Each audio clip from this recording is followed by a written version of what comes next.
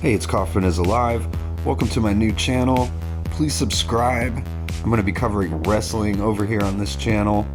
I do post comic book reviews over on my other Kaufman is Alive comic book channel, so go check that out and please subscribe over there. Today, I'm going to be looking at SummerSlam 2025, reviewing this show and giving you my thoughts on it. First match we got is Roman Reigns and Jey Uso versus the Bronze, Bronson Reed and Braun Breaker, accompanied by Paul Heyman. I thought the storyline with the shoes was kind of weird. They just hung Roman's stinky shoes around their neck so that the soles of the feet, the smell can just waft right up into their noses. For when Heyman was wearing the shoes, looked really weird. I don't know if that necessarily worked or was even necessary as a part of this match, but it gave Roman something to fight for, I guess. They called it the Shula Fala, I think. So it was just a goofy thing for an opening tag match. It had a hot start, though, and really settled in to just a basic tag match with some high-risk spots thrown in there. I liked the matchups. You had Jey versus Bronson or Jey versus Braun, but then once you got Roman versus either Braun or Bronson, it got really interesting. And there was 3 big tag matches on this show. I really felt like every tag match built to the hot tags really well. They built to the big stars getting the hot tags. This was like the OG Bloodline versus Heyman's new group, which I think is a cool little rivalry.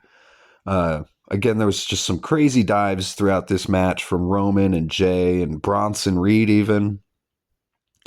I think Bronson Reed is really, really good. He looks pretty trimmed down, too. It looks like he's lost some weight and gained some mobility. Roman Reigns is insanely over, obviously. I don't really get it. He does so little, but I mean, he's the poster child for somebody who could get away with doing so little and making it mean more. Roman is the king of that in current WWE. They hit a Steiner Bulldog, did Bronson and Braun Breaker. That was awesome. It was really funny when Bronson yelled out tsunami when he was going to do the move. I just thought that was funny the way he said it. They hit a 3D, which was great. Jey and Roman did right in front of Paul Heyman, which was great to see Paul's reaction to the Dudley Boys move being done to his guy. Breaker really is one of my new favorite guys. He's awesome. Just kind of like a modern day combination of like Goldberg and Scott Steiner, obviously, and a little Rick Steiner thrown in there too. But I really would have loved to have seen a Braun Breaker Goldberg match before Goldberg retired. Looks like we'll never get to see that, though, unfortunately. OG Bloodline won this match. That was the right finish. Then we had Alexa Bliss and Charlotte versus Raquel Rodriguez and Roxanne Perez. This was for the women's tag team title. I really like Alexa's music. This new remix they got of her original theme, I think sounds awesome. It's a banger. I feel like they really put Charlotte with Alexa so she could get more over as a babyface and get cheered, because until now, Charlotte, it seems like no matter what they do, she just gets booed. But it worked. She's getting cheered pretty big now that she's with Alexa because everyone loves Alexa Bliss. I never really liked Roxanne, but she's getting really good. And CM Punk likes her, so I guess I have to like her too. But I really like the matchups in this tag match as well, with Alexa Bliss versus Roxanne. And then you had Alexa trying to go toe-to-toe with Raquel, who's much bigger. And then she could tag in Charlotte, who could go up against Raquel. And then you had Charlotte trying to deal with Roxanne, who was just quicker. So I really liked all the matchups in this match. It was just a good back-and-forth match. Bliss's right hand looks awesome when she threw that on Roxanne. Bliss hit Charlotte near the end, which was kind of confusing because they end up winning. So obviously maybe they set up to future storylines where these two are just continuously trying to get along throughout their title run, even though they have little mishaps here and there. Maybe Charlotte's not going to be able to trust Alexa or something like that. Then we had Karrion Kross and Sami Zayn in a match.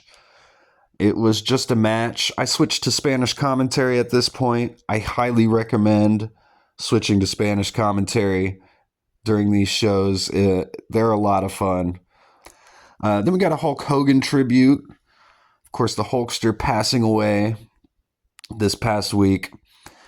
Tiffany versus Jade Cargill was the next match. This was a women's title match.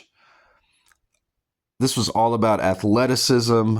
Maybe the best Jade Cargill match I've ever seen. Really not too much to it, though. I feel like Jade hit Jaded at one point and kind of oversold the finish like she did in the Asuka match at King of the Ring. I felt like that was on purpose. They were kind of playing off the finish of that match because Tiffy was able to get her feet on the ropes and break the pinfall. It kind of made Jade look stupid, though. Tiffy gets the win. Probably the right finish. Then we had Jelly Roll and Randy Orton versus Logan Paul and Drew McIntyre. I just can't get over Jelly Roll's white teeth. They're so white. They almost blind me. It's almost cringe how big an Orton mark that Jelly Roll is. But it's kind of endearing at the same time. At least he wasn't singing along to Randy's theme song as they walked down the aisle like he did a couple weeks ago. Because it just made him look like such a huge dork. But he did great in this match, to be honest with you. This was not Jay Leno. This was, more in the line of a Logan Paul celebrity appearance where the celebrity really overachieved, I feel like. And this is what WWE is all about anymore, good or bad. Actually, it always has been. Go back to Mr. T, Lawrence Taylor, Mike Tyson, Floyd Mayweather, Donald Trump. WWE is all about the celebrities. The Jelly Roll versus Logan Paul, parts of this match were great. They really over-delivered.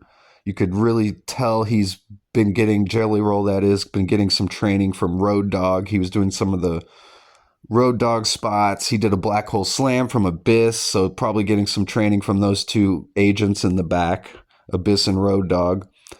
I was still on Spanish commentary at this point. It was great. Drew McIntyre said, this is the day the music died at one point, which I thought was funny. The Logan splash through the announce table, that was an incredible spot. The crowd was genuinely concerned for Jelly Roll, it seemed like. And I think the right team won.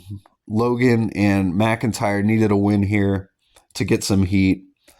So this was a really entertaining match, really over-delivered. Then we got CM Punk versus Gunther for the world title. This was the old generation versus the new generation, I felt like, except both guys have a very old school style. This was a class match. Punk out wrestled Gunther early on until he started getting hit with chops. I've noticed Punk's entire WWE run so far, he's never lost clean.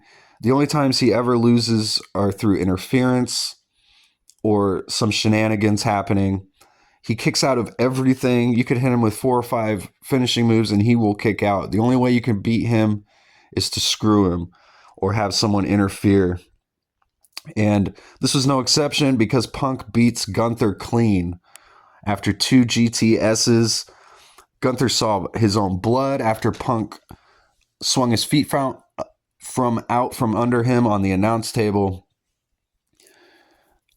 There was a great spot at the end, which I felt like was a callback to the CM Punk Drew McIntyre feud, how that all started at WrestleMania with Punk sweeping Drew's legs out from under him on the announce table. He did that to Gunther in this match, and it busted Gunther open. He saw his own blood, which is proven now to be Gunther's big weakness, is when he sees his own blood. And Punk hits 2 GTSs and gets the win. But then Seth comes out on crutches, looking like Blind Al with his glasses.